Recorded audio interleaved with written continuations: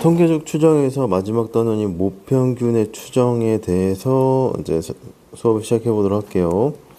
자, 추정은 뭘 추정이라고 하냐면, 모집단 전체를 조사하지 않고 일부인 표본을 조사해서 얻은 정보를 바탕으로 모집단의 특성을 알아보는 게 추정이다. 이렇게 보시면 될 것 같아요.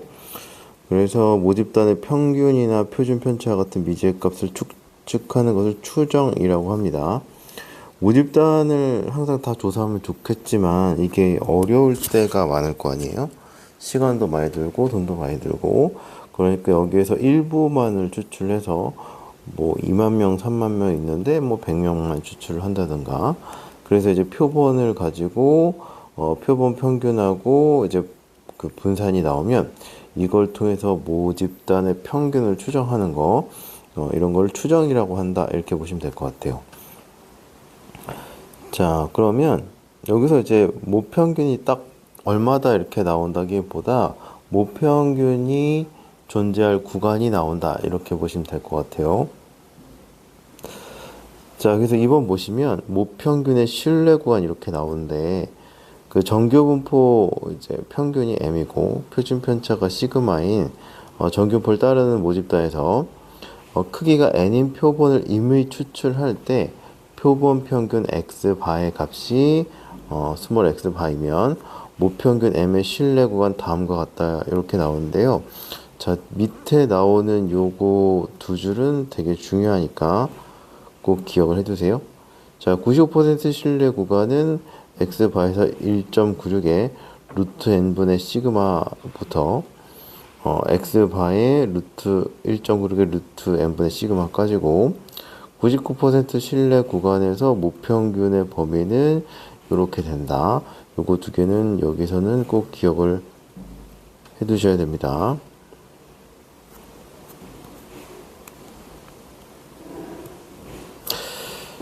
자, 요게 어떻게 해서 나오는지가 이제 옆에 보충학습에 나오는데요. 보충학습에서 조금 설명을 할게요.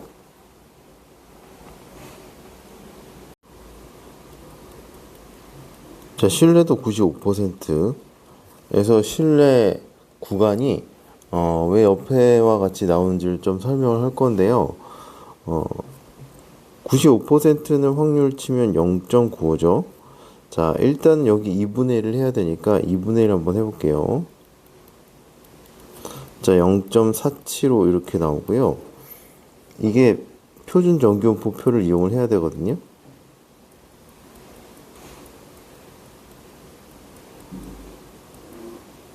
자, 표준 정규분포표를 나중에 보시면, 자, 0부터 z가 1.96까지가 이거의 확률값이 0.475가 나와요. 그래서 여기에서 그 신뢰도 구간에서 그 1.96 곱하는 숫자가 나온다. 이렇게 보시면 될 것 같습니다.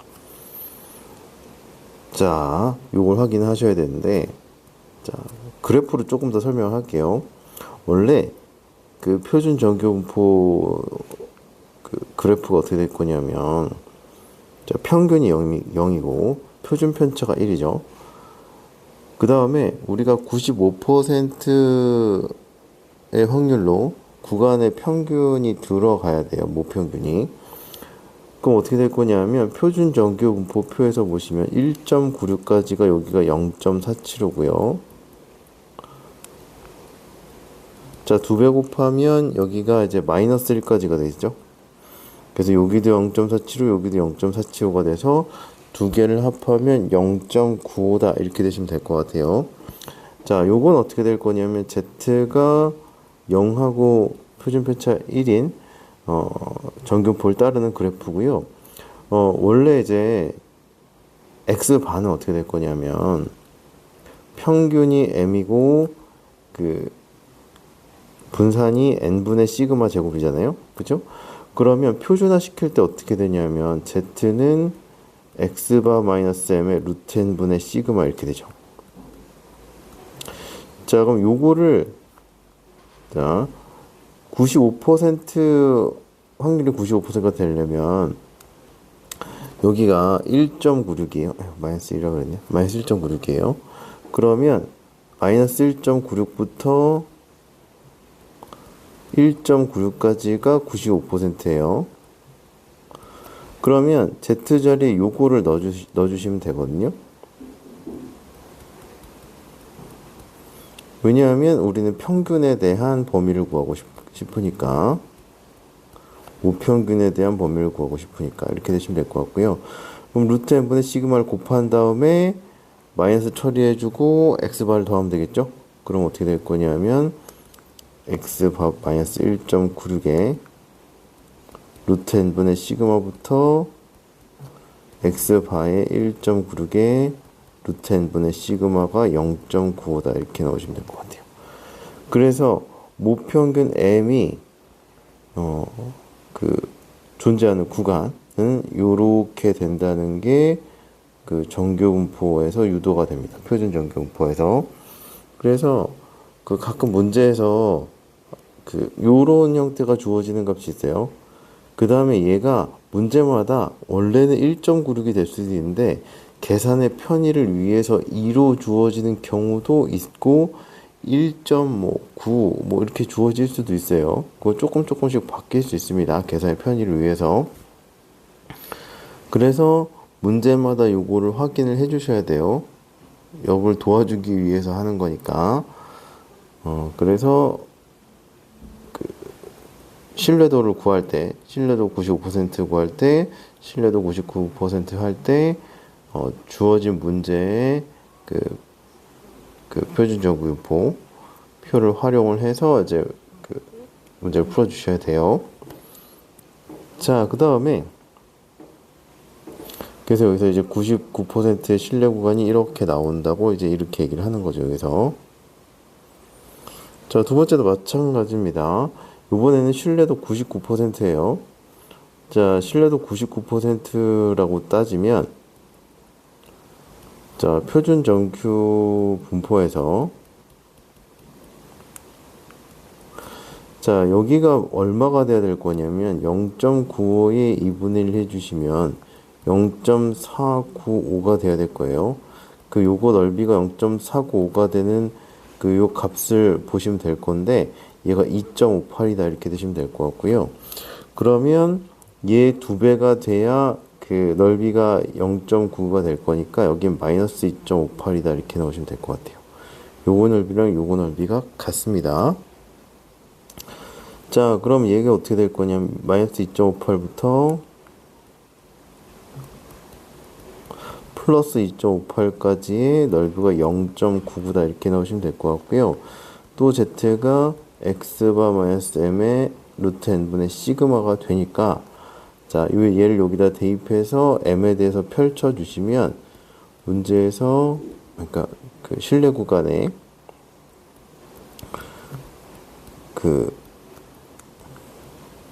신뢰 구간이 나오게 됩니다.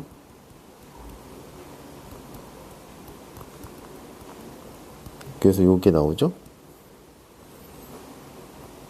그래서 모평균 m의 신뢰도 99% 신뢰 구간은 이렇게 나온다고 보시면 될 것 같아요. 그 다음에 m 모평균 마이너스 표준 편차는 이렇게 된다. 이렇게 보시면 될 것 같아요. 얘는 어떻게도 부르냐면 오차라고도 불러요. 모평균하고 표본평균 사이 오차잖아요. 오차가 요거 이하다 이렇게 보시면 될 것 같고, 오차가 요거 이하다.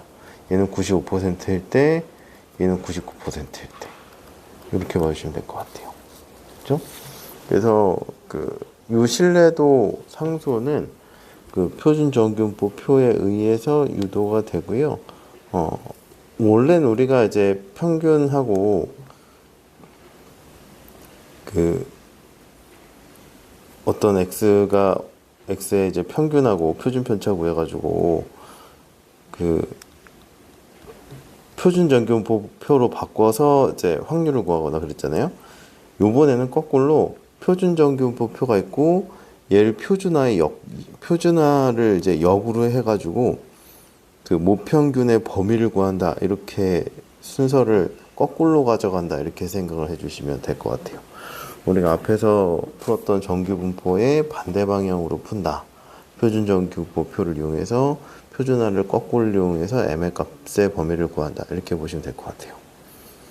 자, 그러면 여기에 의미에 대해서 옆에 조금 밑에 설명이 나와 있으니까 그것도 한번 살펴볼게요.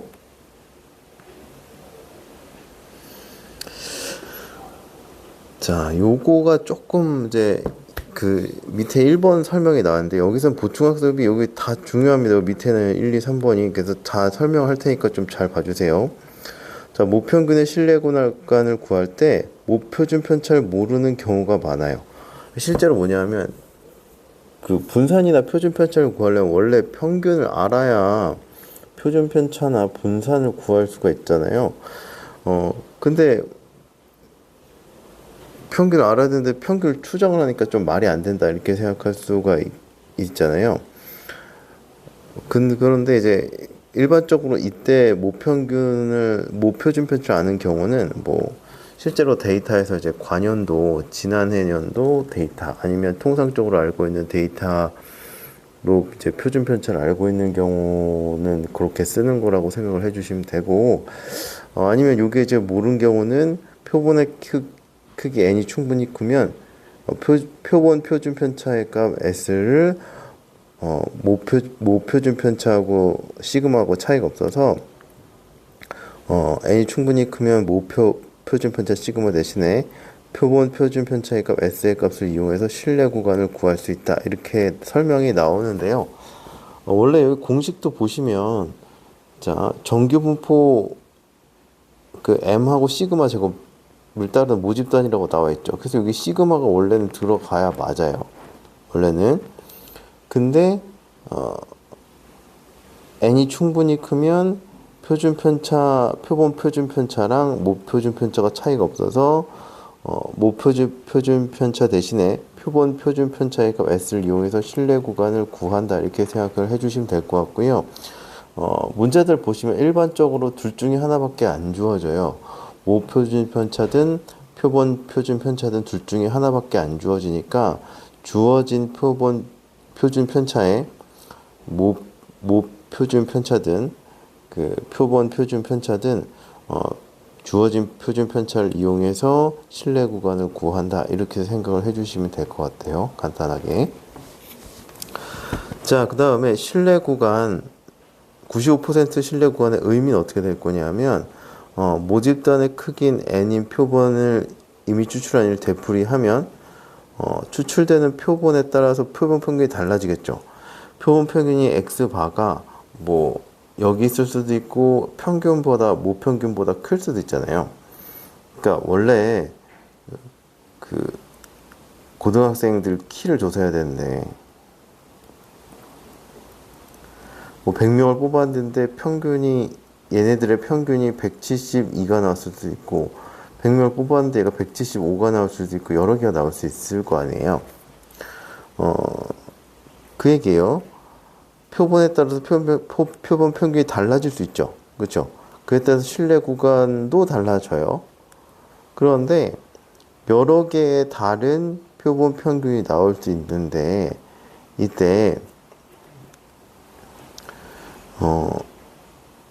x1을 기준으로 신뢰 구간 길이 잡으면 이렇게 되고 x2를 기준으로 신뢰 구간 잡으면 이렇게 나오고 x3를 기준으로 신뢰 구간 잡으면 이렇게 나오고 x4를 잡으면 신뢰 구간의 길이가 이렇게 나오죠. 그렇죠? 그러면 여기서 이거 세 개는 m을 포함을 하죠. 근데 얘는 m을 포함을 안 해요. 그러면 이 95% 신뢰 구간이라는 건 무슨 얘기냐면 그 모평균 m을 신뢰도 95%의 신뢰 구간이란 말은 모집단으로부터 크기가 n인 표본을 이미 추출하는 일을 되풀이해서 신뢰 구간을 만드는 일을 반복할 때 구한 신뢰 구간 중에서 95%는 모평균 m을 포함한다 이렇게 보시면 될 것 같아요. 이게 이제 표본 평균이 x1부터 해서 이제 100개를 뽑으면 95개는 모평균을 포함하게 된다 이렇게 보시면 될 것 같아요. 됐죠? 자, 그 다음에 모평균 m의 신뢰 구간이 그 알파부터 베타까지일 때 베타 마이너스 알파를 신뢰 구간의 길이라고 한다 이렇게 보시면 될 것 같습니다. 자, 여기서 이제 세 개 중에서 이제 해 주셔야 될 게 첫 번째로는 주어진 거 쓴다 이렇게 보시면 돼요. n이 충분히 크면 사실 이거 충분히 큰지 별로 상관이 없습니다. 표준 편차를 쓸 때도 있고 표준 편차를 쓸 때도 있는데 둘 중에 하나 주어진 걸 쓴다 이렇게 보시면 될 것 같고요. 신뢰도 95% 신뢰 구간의 의미는 구한 신뢰 구간 중에서 95%는 모평균을 포함한다. 그 다음에 모평균 M의 신뢰 구간이 알파부터 베타까지일 때 베타 마이너스 알파를 신뢰 구간의 길이라고 한다. 이렇게 보시면 될 것 같고요. 그러면 요게 신뢰 구간의 길이니까 그 95% 신뢰 구간의 길이는 1.96의 루트 n 분의 시그마에 2 곱하면 되고요. 그 99%는 2에다가 2.58에다가 루트 n 분의 시그마를 곱하면 된다. 이렇게 보시면 될 것 같아요.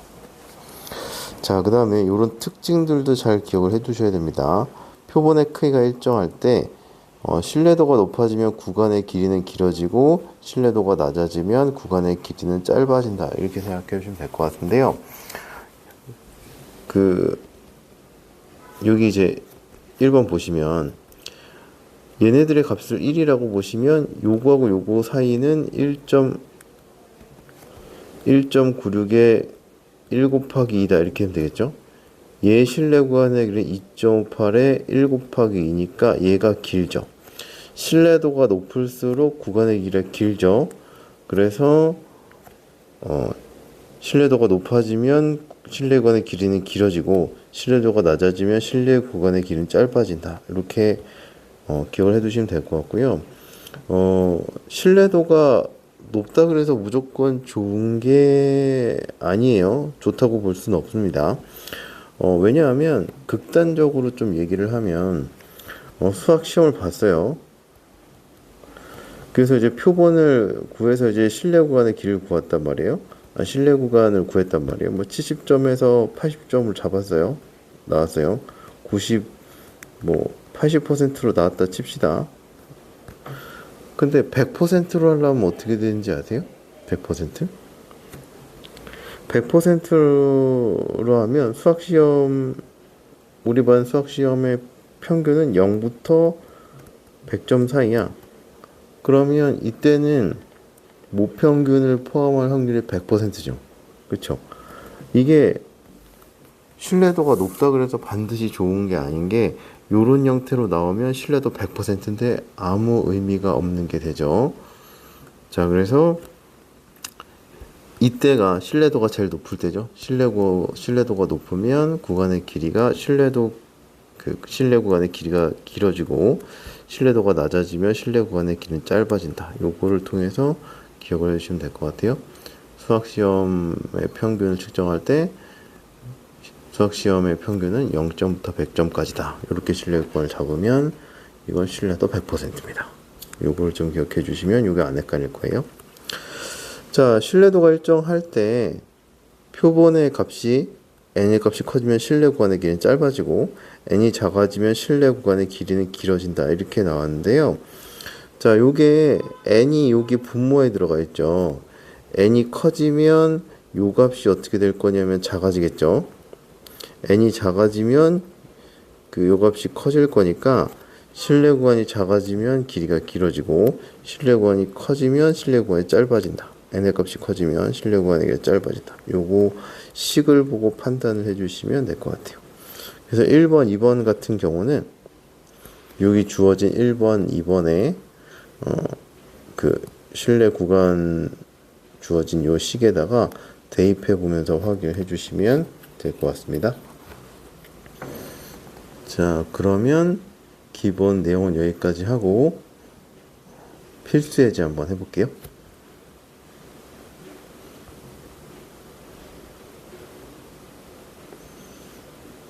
자, 필수 6번부터 해보겠습니다.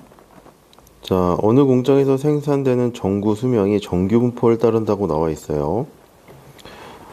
이 공장에서 생산된 전구 100개를 임의로 추출해서 수명을 조사했더니 평균이 1000시간, 표준 편차가 50시간 이렇게 나왔다고 얘기를 했어요. 여기서 이제 100개에 대한 평균이 1000시간이니까 이 1000시간이라는 거는 표본 평균이 되겠죠. 표본 평균이 1000이고 표준 편차, 사실은 표준 편차입니다. 얘가 50이다 이렇게 생각을 해주시면 될 것 같아요. 그랬을 때 이 전구의 평균 M시간에 대해서 다음을 구하시오 이렇게 나와 있고요. 신뢰도 95% 신뢰 구간, 신뢰도 99% 신뢰 구간을 구하라고 나와 있습니다. 우리가 식을 외우긴 했지만 보기 그 문제에 주어진 조건에서 이렇게 주어졌어요. 자, 요거 다시 한번 설명을 한번 하면 그 Z의 절대값이 1.96이니까요. 마이너스 1.96부터 1.96까지가 여기의 넓이가 0.95다. 여기에 확률이 0.95다. 이렇게 나온 거고요. 요거 반쪽하면 0.47로 나오면 되겠죠. 그래서 0.47호로 주어질 수도 있고 아주 여기처럼 친절하게 0.95로 주어질 수도 있으니까 문제 조건에 맞는 거를 파악을 하셔서 그 신뢰 구간에 적용을 해주시면 될 것 같습니다. 0.99는 2.58이라고 주어져 있죠. 그럼 우리가 아는 대로 신뢰 구간을 구해주시면 됩니다. 자, x 바에 자 95%는 1.96의 루트 n분의 시그마 n부터 x 바에 1.96의 루트 n분의 시그마 이렇게 되면 되겠죠. 공식 한번 써봤어요. 자, 그럼 여기가 1000이고요. 1.96에 루트 100분의 50 1000에다가 1.96에 루트 100분의 50이다. 이렇게 나오시면 될 것 같고요. 요거 계산하시면 요만큼이 이제 9.8 이렇게 나와서 1009.8 나오면 되고 990.2가 나오면 되겠죠. 그래서 신뢰 구간이 이렇게 나온다 보시면 될 것 같습니다. 자, 99% 신뢰 구간은 바로 쓸게요. 1000에서 2.58에 루트 100분의 50 1000에서 2.58에 루트 100분의 50 이렇게 해주시면 될 것 같고요. 계산하시면 12.9가 나와서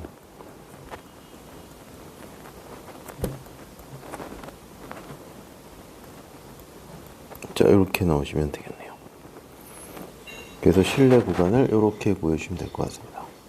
내용이 조금 많긴 했는데 문제 푸는 거는 뭐 그렇게 어렵지 않죠. 그래서 그거 앞에서 나온 신뢰 구간을 잘 적용해 주시면 될 것 같아요.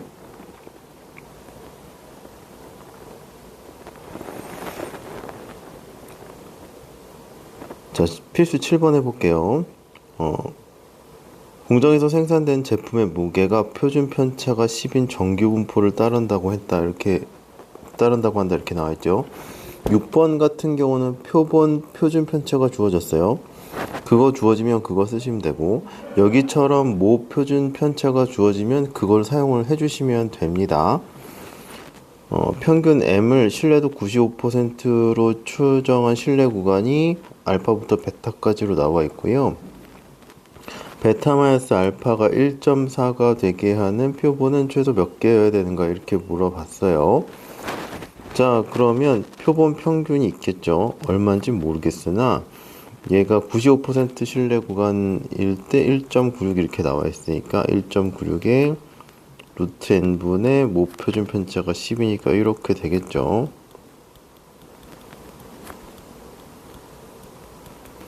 자, 그럼 요게 베타가 될 거고 요게 알파가 될 거니까요. 베타 마이너스 알파는 x바가 없어지면서 2배 1.96에 루트 n분의 10이다 이렇게 나오시면 될 것 같고 자, 요게 1.4보다 작거나 같도록 하는 n을 구하는 거니까요. 1.4로 나눠주시면 되겠죠.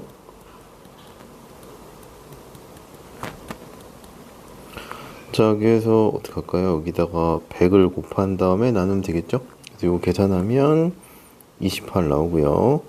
그래서 n은 28의 제곱보다 크거나 같다 이렇게 하면 될 것 같고 28의 제곱은 784가 나와서 784개 이상이어야 된다. 이렇게 보시면 될 것 같아요.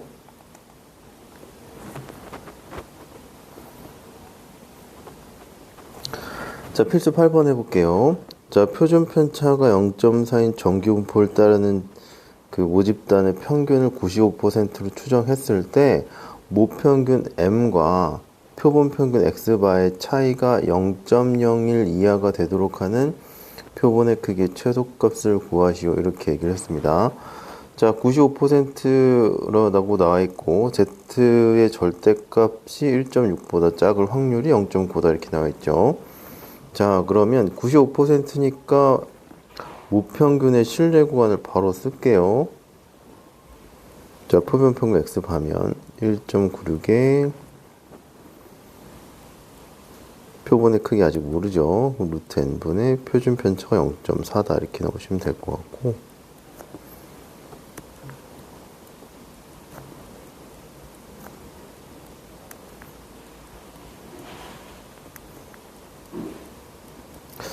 자, 모평균 m과 표본 평균의 차라 그랬으니까 x 바만큼 다 빼면 되겠죠.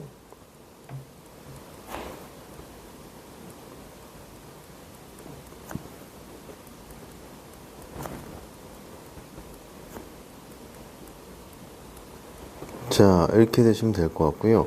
자, 따라서 모평균하고 x바, 그러니까 표본 평균의 차는 어떻게 될 거냐면 얘가 1.96에 루트 n분의 4다 이렇게 되면 되겠죠? 0.4. 0.4네요. 그럼 요게 어떻게 될 거냐면 0.01 이하가 되어야 된다 이렇게 나오는 거죠. 자, 그러면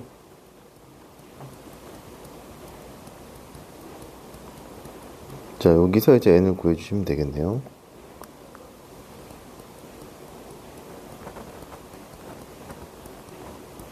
자, 이렇게 구하시면 됐고, 얘가 계산하시면 778.4가 나와서 제곱을 해줘야 됩니다. 계산이 좀 귀찮긴 하지만 이렇게 나온다고 해요. 계산하면. 그럼 요게 이제 n보다 크거나 같으니까 그럼 그 최소값은 이렇게 넣으시면 될 것 같아요. 자, 그래서 필수 예제는 여기까지 하고요. 여기서 이제 중요한 거는 신뢰 구간을 구하는 거. 거기서 이제 1.96을 택할 거냐, 2.58을 택할 거냐인데 1.96하고 2.58은 그 확률 값이 문제에서 주어진 조건을 활용해서 신뢰 상수를 적용을 해주셔야 되고, 이게 바뀔 수 있으니까 그거 조심해 주시고, 그 다음에 이제 신뢰 구간 구할 때 모 표준 편차를 쓸 수도 있고 표본 표준 편차를 쓸 수도 있는데 주어진 표준 편차를 적용해서 신뢰 구간의 길이를 구하면 된다. 이렇게 보시면 될 것 같습니다. 그러면 모평균 추정은